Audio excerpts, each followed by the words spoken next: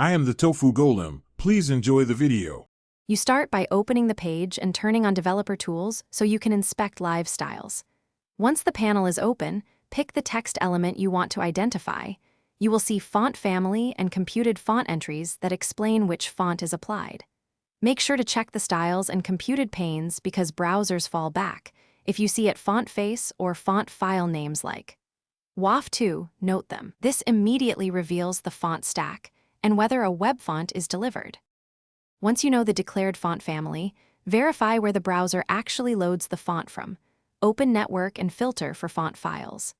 This shows you whether the font comes from a CDN, Google Fonts, or the site itself. If the family name is generic or ambiguous, use an identifier extension or copy a sample text and compare in a font inspector to match weight and style. Also examine the at font face SRC entries to discover file names and font weight/format combos that confirm the exact file and variant. You finish by deciding whether to obtain the font or select a substitute.